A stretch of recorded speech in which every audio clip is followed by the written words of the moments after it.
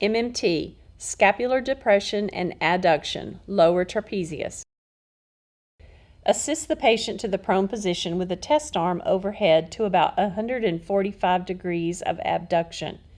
The forearm is in mid-position with the thumb pointing toward the ceiling. The patient's head may be turned to either direction for comfort. Stand at the test side close to the arm being tested.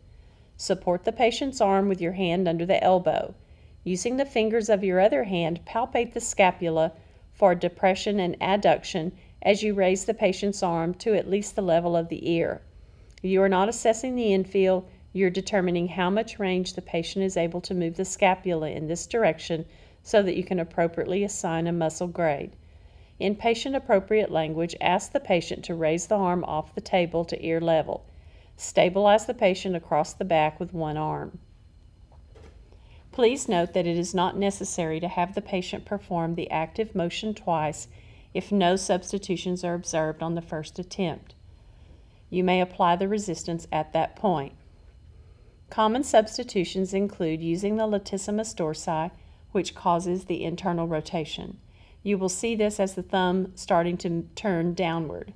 If the patient is not appropriately stabilized, you may see trunk extension with this motion. Recall that this test is designed to test the strength of the lower trapezius. The resistance will be applied at the humerus, and it is allowed to break with the resistance since we are not testing shoulder strength. However, the scapula must maintain the adducted position throughout the test. After correcting any substitutions, ask the patient to perform the motion as previously.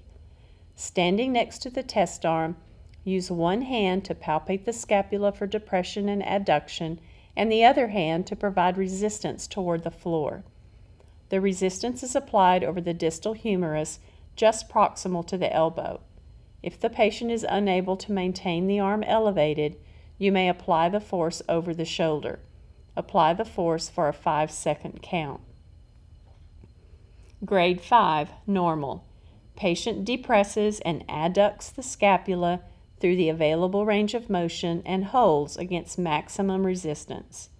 Grade 4, good. The patient depresses and adducts the scapula and holds against moderate to strong resistance. Grade 3, fair.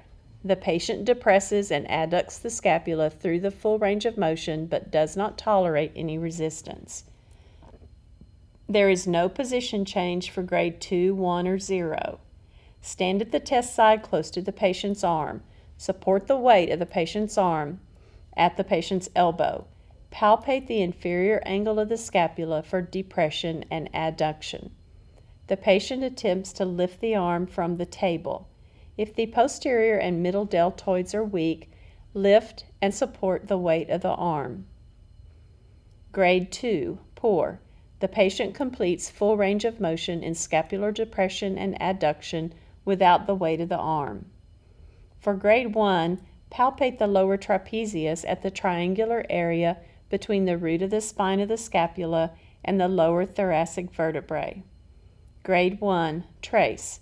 Palpable contractile activity of the lower trapezius. Grade 0, no palpable contraction.